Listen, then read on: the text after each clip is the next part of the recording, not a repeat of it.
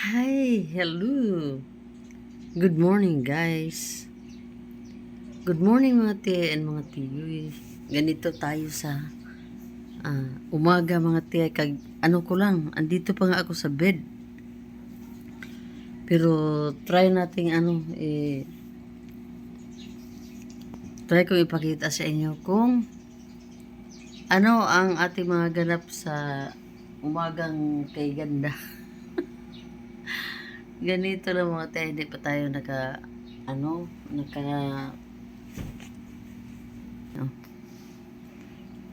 at ganito talaga yung ginagawa ko sa morning.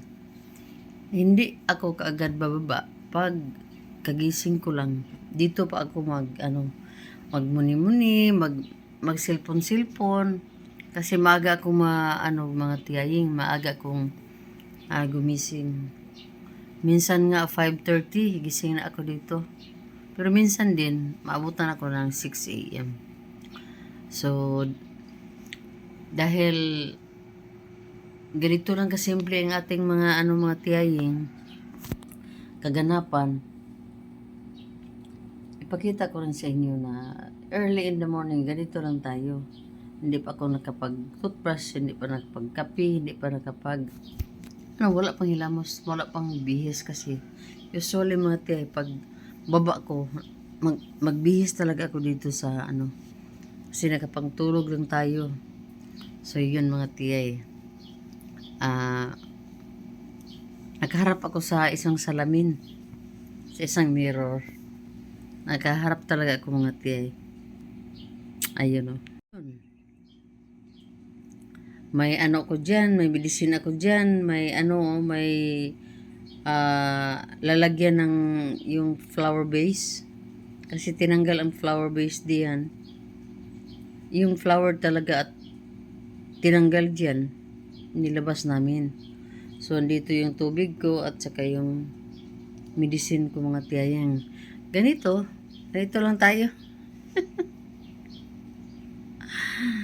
Si tiyay na nag-iisa sa nag-iisa. Hindi pa ako nagbihis mga tiyayang ha. Mag-prepare ako ng mga documents na din para kay Rimrim. Sa kasi ipaprocess po siya mga tiyay as tourist doon sa Canada. So yun, kahapon nag-umpisa na ako mag-send ng mga scan documents, pero kulang pa yun mga tiyaying. So sa pagising ko pa lang sa umaga, ayun na, nakaregister na naman sa utak ko kung ano pang ibang mga bagay-bagay na gawin ko today. So hindi naman tayo makaproceed ng pupunta pa tayo ng mga opisina dahil Saturday ngayon. Ang ang gawin ko, isisend ko na lang yung iba pang mga kulang na mga documents via scan sa anak ko kasi si Karen lang naman ang magpa-process. Pero lang to mga tiyaying, hindi ito 100% na sure talaga na yung yung i-try lang natin ba na i-try lang natin kasi yung Canada mahirap talaga yan pasukin mga tiya, basta-basta lang. So yung dalawa kong anak na andoon na pinaghirapan din nila kung paano sila makapunta doon, makapasok doon. So si Marvel pumunta ng Canada. Tika muna mga tiya. Pag-usapan natin ng maigi ito mga tiyaying. Kasi alam ko naman mga tiyay na may mga tao din na pangarap din nilang mag-explore sa ibang bansa para sa future or para pang hanap buhay or kung basta. Ganyan naman tayo mga Pinoy, hindi naman tayo huminto sa sa ating mga pangarap. Hindi naman natin ibaliwalain yung mga pangarap natin minsan. So, i-share ko lang sa inyo mga tiyay kung paano nakapunta ng Canada yung mga anak ko. Una mga tiyay, si Mavel. Si Mavel ay nag-work as a caregiver doon sa Cyprus. Matagal na yung mga 2012 ata siya Mavel doon or 11. 11, 12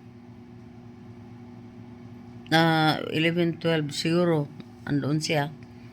And then, nag-cross country siya sa Canada pagka 2013. Yun mga tiyay ang taon na pumasok siya sa Canada as nanny. So, hindi na siya umuwi dito sa amin, sa Pilipinas. Straight na siya from Cyprus to Canada. Yun na kasi may employer siya doon na ano lang, yung direct hire lang siya doon mga tiyaying. Nag-alaga siya ng 2 bata. Tapos, after siya ma-open visa, magti 3 years ata siya magti 3 years siya doon sa parang hindi pa siya ata, PR na ba siya noon? Hindi ko na maalala mga tiyay. Kasi matagal na din siya doon. Sobra 10 taon na. So, ang nangyari, hindi pa ata siya PR talaga na disgrasya yung among babae. Pero open visa na siya, pwede na siya mag-work, mamili ng work. Na-disgrasya yung amo niyang babae na aksidente sa car at namatay. So, ang natira na lang naiwan ay 2 bata at yung among lalaki niya ang naiwan sa iwan sa kaninang kasi namatay na yun si among babae. So, dahil si Mabil ay medyo nakaranas ng mga takot doon sa kanilang bahay mga tiyay kasi parang mga tiyay ba, parang mas tawag sa Tagalog, yung parang may nagdadabog-dabog bitaw kahit walang tao sa second floor at parang may kinatatakutan talaga sa mga tiyaying. Ganyan naman minsan yung mga yung mga may mga tawag niya. Yung mga kalag ng tao mga tiyaying ba. Kasi bagong lang niya, hindi pa siya na ilang days pa lang siya. Tapos yun, kasi palagi si Mavel mag-isa doon sa bahay. Lalo-lalo na nung nawala na yung babae. Dinala yung mga bata doon sa parents ng amo niyang lalaki or minsan sa parents ng amo niyang babae. Doon, so wala siyang kasama doon sa bahay. Mag-isa lang siya doon at bagong lang ng amo niyang babae. So, ang nangyari, sobrang takot talaga sa mga aso lang kasama niya. Hanggang sa nagpaalam siyang umalis. Ayaw sana ng amo lalaki kasi nagmamakaawa dahil yung alang-alang sa mga bata. Pero sabi ng anak ko, hindi niya kasi matiis yung mga yung mga takot na nararamdaman niya kasi minsan pinapaano siya, may mag-dream. Man dream sa Tagalog mga tiyay na managinip siya ng mga ganyan mga tiyay. Yung nagmakaawa yung amo niyang babaeng patay na alagaan yung mga anak niya. Minsan naman maisipan din naman ng anak ko na hindi niya bitiwan yung mga bata. Kaso lang, kailangan niyang mga tiyayi. Kailangan niyang pasya dahil parating na din po yung gusto na niya pong kunin yung 2 niyang anak dito. Ayun mga tiyay, ang ginawa namin, pinakasalan ni Mavil yung boyfriend dito sa Pilipinas, saka pinarasis yung papilis. Tatlo silang kinuha niya mga tiyay. 2 anak ni Mavil sa pagkadalaga at yung asawa niya. So yun, Yun ang entry ni Marvel doon sa Canada, mga tiyaying. At yung si Karen naman, 2020,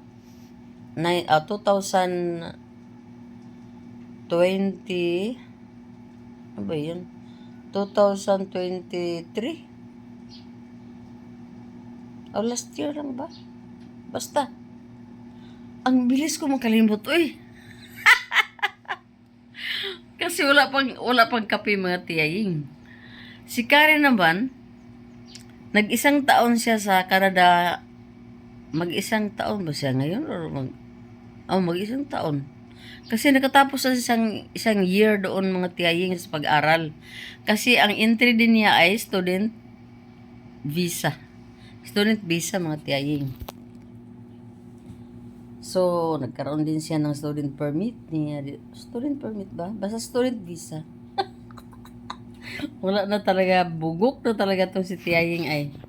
Basta yun, mga tiyay. Napakalaking budget ang ipalabas natin pag student visa ang gamit para makapasok sa Canada. Ganyan. Hindi basta-basta, mga tiyay, hindi simpleng mga pinagdaanan namin yung pagpasok ng anak ko si Karen sa Canada. Pero yung si Mabel, napakasimpleng pasukan lang yun doon sa Canada, yung sa kanya. Kasi hindi ako nadadamay dito. Hindi siya humingi ng pira. Lahat ay, parang, ang support na ng amo niya ba, lahat. Lahat na talaga. At si Mabel ay smart yun. Kaya, siya lang mismo yung gumawa ng, nag-initiate ng kanyang mga pangangailangan niya. Siya yun ang nag-apply, nagpa-process sa sarili niya doon sa Cyprus. So, lahat ay smooth naman. At ang lang namin, ang medyo mahirap sa amin pagpaalis, si Karen, lang yun kay Karen, DIY lang yun, siya lang din ang nag-apply, mga tiyaying. Pero, syempre, damay din ako dito kasi malaking pira ang kailangan. So, lahat ay nagtulungan kami para makamit niya yung gusto niya sa buhay, mga tiyaying. So, nakatapos na siya ng isang taon sa kanyang course doon, sa course.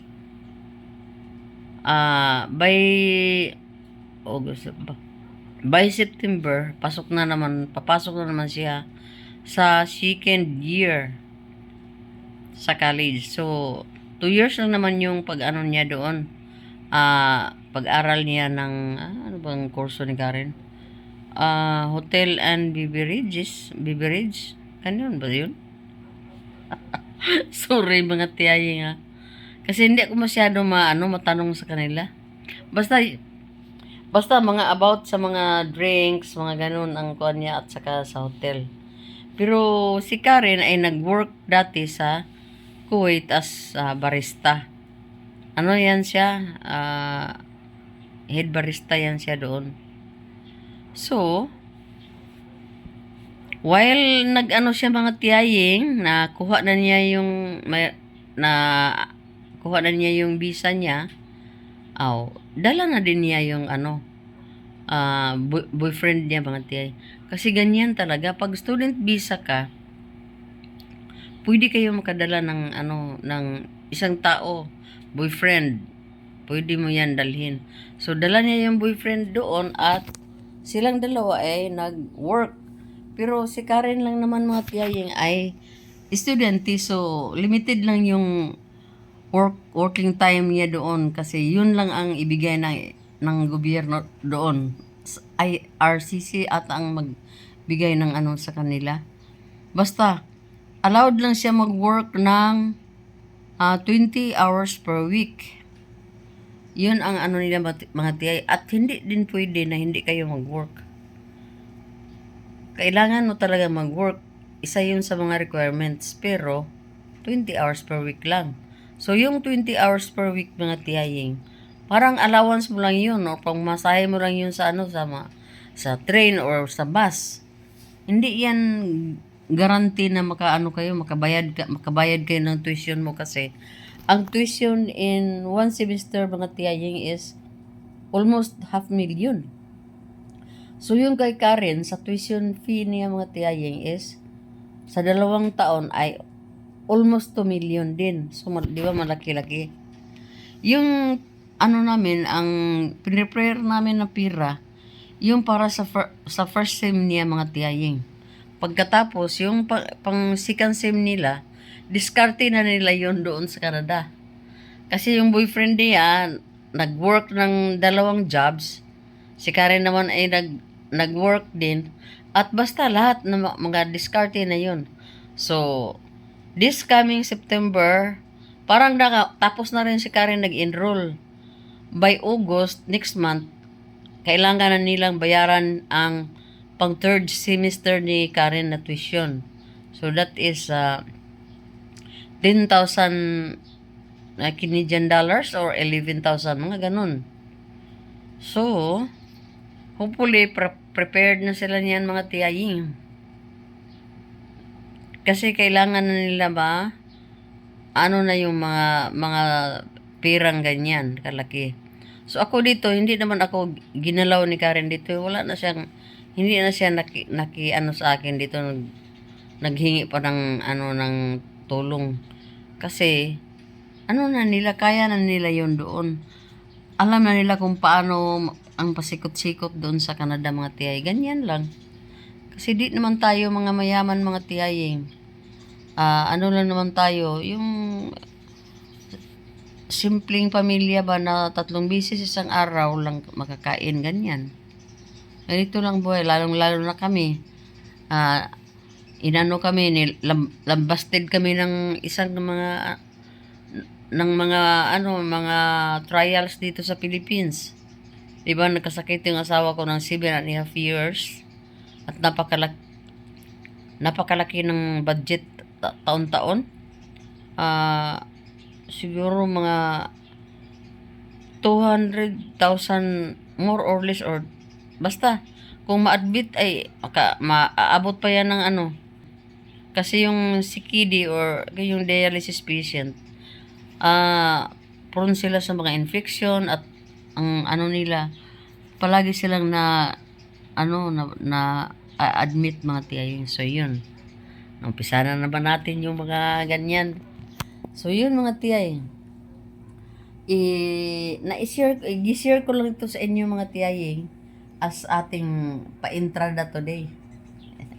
Basta ganyan lang mga tiyay, ganyan lang ang ating kuan. Ako talaga is very positibo ako sa aking mga pananaw sa buhay. Yung pag-manage ko sa family ko, ginamitan ko talaga yan ng mga matinding planning sa isip lang yun kasi mahirap kami mga tiyaying, mahirap na may pangarap. Yan ang pag-describe ko sa sarili ko, at yung mga pangarap ko noon na hindi ko na bigay sa sarili ko, tinapos ko sa mga anak ko rin mga tiyaying. Very supportive talaga ako mga tiyay. So, si Rimrim ngayon, ganyan din ang gawin namin.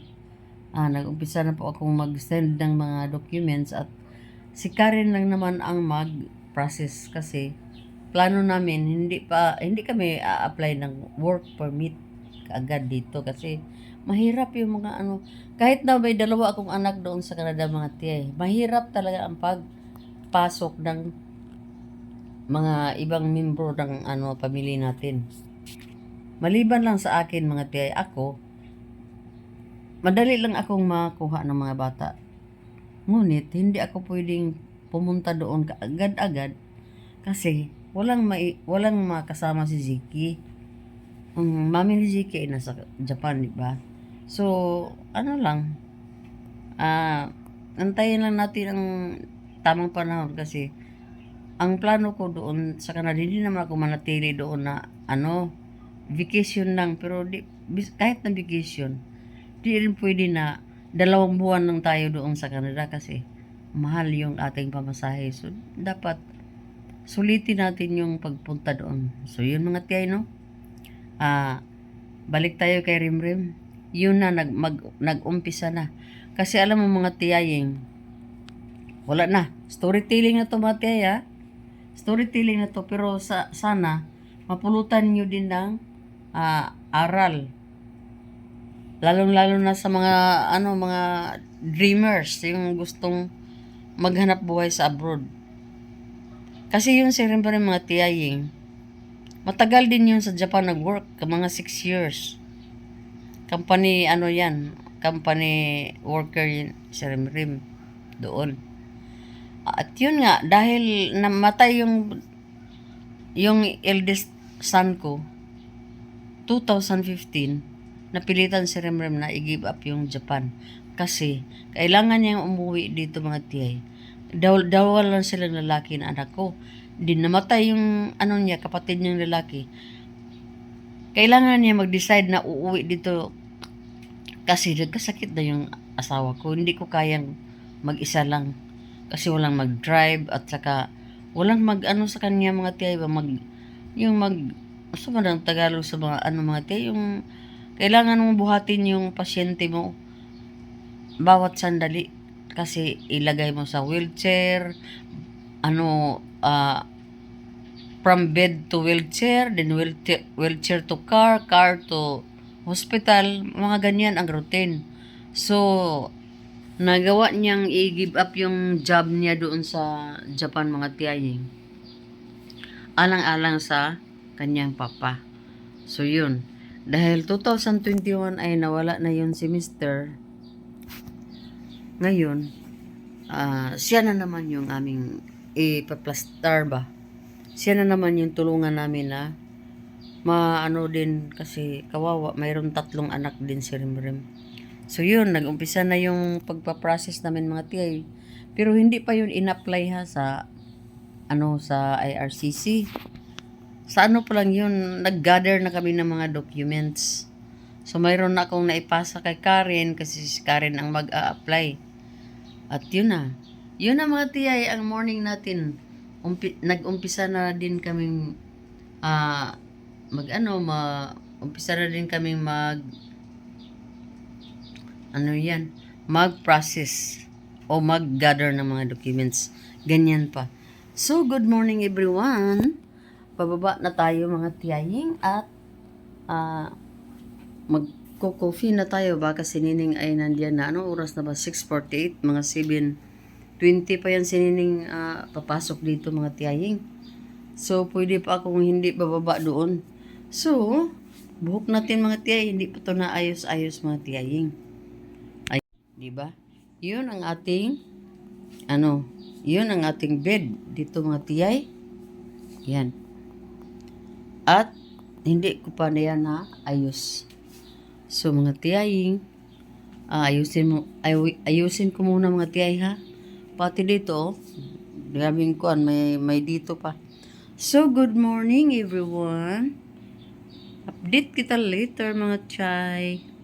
Mainit ang panahon Kitang-kita dito sa namin. Pakita ko yan sa anong itsura meron tayo sa labas ha. Yan, mainit.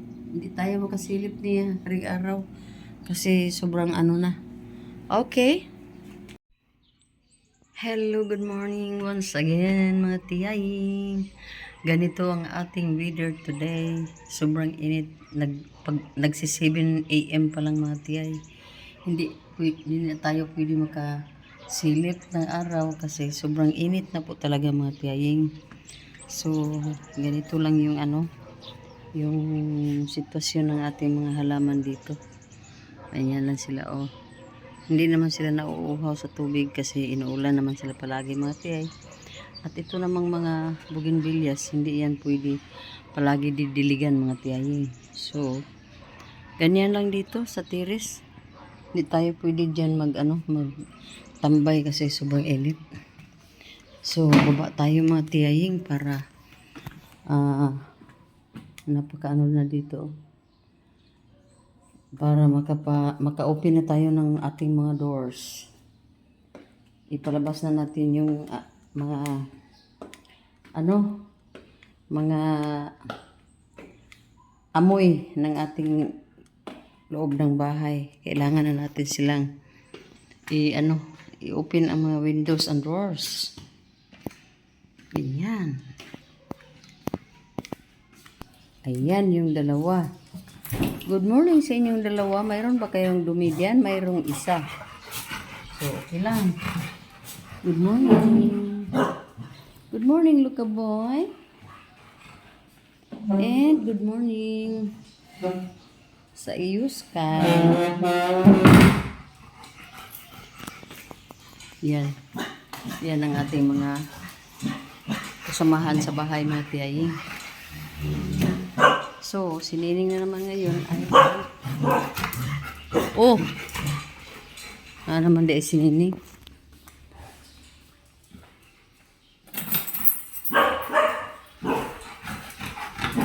Yan. Himala. Himala, sinining. So, yun nga, tiyaying. Andyan pa si sinining. Open muna tayo ng ating mga window dito, mga tiyaying, ha. At itong door. Meron kami mga tubig dito. So, yun. Magkupi na naman tayo, mga tiyaying. First move, kupi. Ka naligo ning dira ra? Di ako naligo. Dira ra mga tulog. Di ako naligo. Sa'yo di mo lakaw. Pag sure oy. Grabe naman. Baka inubos na ng mga bata tong saan na to ning? Saan yung ano ko? Suman, yung ano ba? O, din hiringan mga tiyay. Ayan mga tiyay. Oh, ay, nako. Kapi.